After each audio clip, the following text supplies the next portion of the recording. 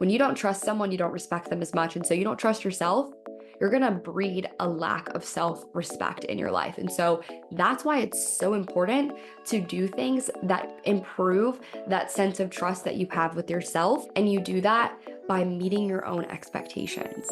And you can't meet your own expectations if you set them all the way up here and you're all the way down here. It's just not going to be realistic. It's not going to be feasible. And what you're going to end up doing is creating even more dissonance between you and you, even more of a trust issue between you and yourself.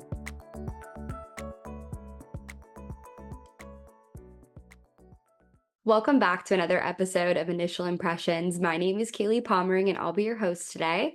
As always, this podcast is dedicated to helping you feel more at peace and becoming the best version of yourself.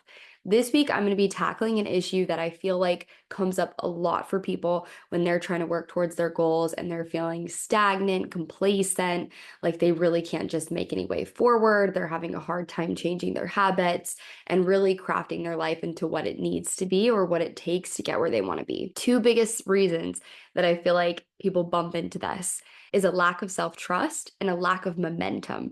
And so I'm going to help you combat both of these two problems and give you some solutions, things that you can do in your day-to-day life to really help you build that self-trust again and to help you build some momentum so that way you can steadily keep continuing to get closer and closer to your goals and actually feel the momentum, feel the energy, the excitement, the growth, and the expansion happening. There are two things that I think contribute to the lack of self-trust the most, and that is over-identifying with your bad habits and bad characteristics and having unrealistic expectations and goals for yourself. I'm going to explain the first one a little bit. I think it's very common to say, like, I am lazy, or I am bad at this, or I am not healthy, I'm bored. We say I am statements a lot. We identify with what we don't want to be a lot. And if you can shift your perspective for a second and realize that who you are as a person is so fluid, you're actually like essentially a blank canvas in the sense that you really can choose to embody pretty much anything. Like, of course, there are some things like, no, I can't just like decide I have wings and have wings, but you get to decide if you're a lazy person or if you're not a lazy person. You get to decide if you're energetic or if you're lethargic, if you're entertained or if you're bored. You get to decide what characteristics you hold. And you do that through your daily habits, through your belief systems, through the thoughts that you continue to perpetrate in your mind about yourself and about what you're doing. So when you have a trait that maybe you develop as a kid, or maybe other people told you that you had as a kid, maybe it kind of stuck with you. Maybe people kept telling you that you were bad at math. And so you just like decided you were bad at math. And then maybe it was a little challenging for you, but instead you just kind of went along with what everybody said. You just kind of accepted that. And you've just always just said you're bad at math. I know for me, for a really, really long time, I said that I wasn't creative. I didn't think I was a creative person. When I was in high school, I was very sciencey. Like I just like wanted to like do the work, very like type A kind of person. I wasn't into things that were super creative. I had a hard time with that, with my imagination, with like art, things like that. I'm not an artist. And it's so funny because I remember a couple years later as I really started to realize that I had the power to be anything that I wanted to be and embody any characteristic that I wanted to. And I started to wonder, why did I say that I'm not an artistic person when I'm so drawn to artistic things? And I would always just like, oh, I wish that like I was an artist, but like I'm not creative. And I'm like, why? Why is that a thing? And so I remember I was like, I really have wanted to paint my whole life. I've always wanted to paint. And so I got a bunch of supplies and I just started playing around and I loved painting and I realized how much I actually needed that creative expression, how much it did for me. And like I've been creating podcasts and creating art and just I create, stories, I journal, I write, like all of these things that I did not give myself an outlet for so many years because I just thought I'm not a creative person. That's not who I am. My sister, she does music, she does art, she's creative. That's not my thing. And even though I wanted to be creative, but I just kept reinforcing this ideal in my head that I wasn't because I hadn't exercised it in the past. For a long time, I looked at myself and I was like, oh, I'm not athletic. I don't know why I thought that. I love the gym. I love working out. I actually love playing volleyball. Like, I love doing things like that. It's just that growing up, I didn't do it very often. And so I just decided, like, oh no, I'm not athletic. So if you're getting what I'm putting down, basically, sometimes we just think that we're something, or we were told that we're something that we don't even want to be, and that we haven't really practiced not being. And so when you have these bad habits, when you have these characteristics that you don't want to continue to embody, but you keep telling yourself that's just who you are, you're limiting yourself so much because you don't have to be that. You can be something else. You can wake up and decide to practice another characteristic, to practice embodying a different energy. And so the first step to that can be to stop over identifying with what you no longer want to be, with what you no longer want to have in your life, what you no longer want to embody. So if you don't like it about you, stop over identifying it. You can maybe say, I am experiencing laziness. I am experiencing lethargy. Whatever it is, you're experiencing it. I've had a habit of being XYZ. Okay. But you, at your core, you are not that. You are what you want to be. That is what you are drawn into. In order to have that manifest in your external world, though, of course, you need to practice embodying those things. So if you can just at least start by not over identifying with these things that you don't want to be, that's going to help you just push you a little bit closer to actually showing up as the person that you do want to be. And then once you stopped over identifying, you can figure out what you do want to identify as. If you don't like these characteristics that you've had for a really long time, okay, well, then what characteristics do you want to have? What kind of person have you always wanted to be? What kind of characteristics have you always wanted to say was true about you? Whatever it is, what did you want to build? Who do you want to be? Think about those things and allow yourself for a moment to acknowledge that why would you want to be creative if you're not creative? If that's just the way you are and that can't change, why would you want to be something else? Isn't that kind of weird? Like, why do you have to have that limitation? Why do you have to be stuck in this dichotomy of, I want to be more, but I'm just not? No, I want to be more, so I will be.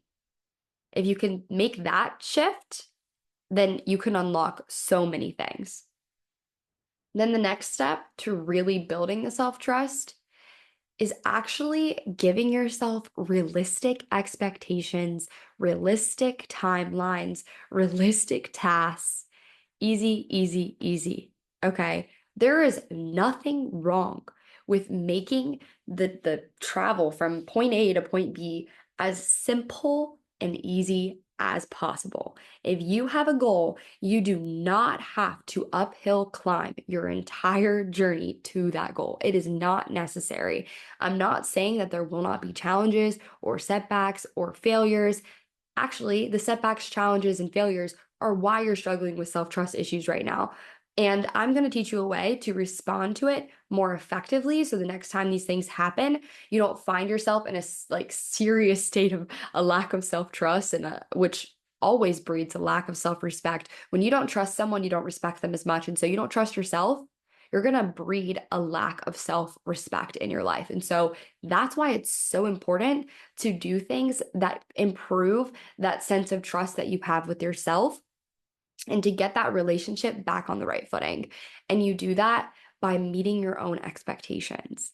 And you can't meet your own expectations if you set them all the way up here and you're all the way down here. It's just not going to be realistic. It's not going to be feasible. And what you're going to end up doing is creating even more dissonance between you and you, even more of a trust issue between you and yourself, because you are going to continue disappointing yourself and it's going to make you feel even worse about yourself.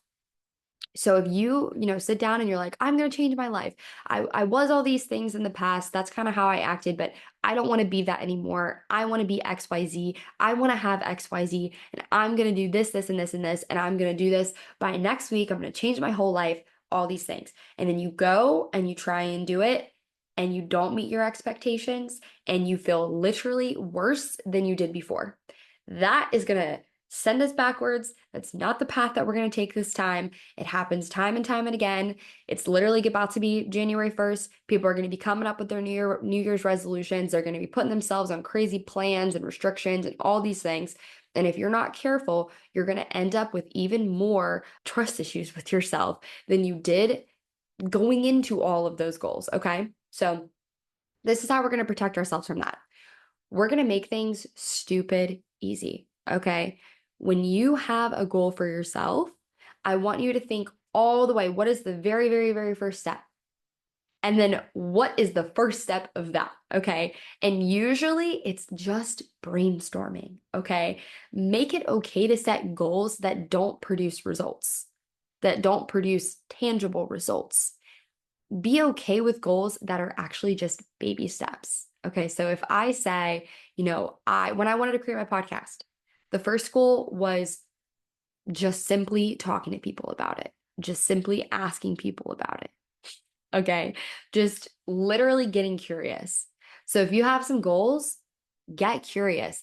Put that on your to-do list. I literally have to-do lists when I have like new ideas for things that I want to launch in the future.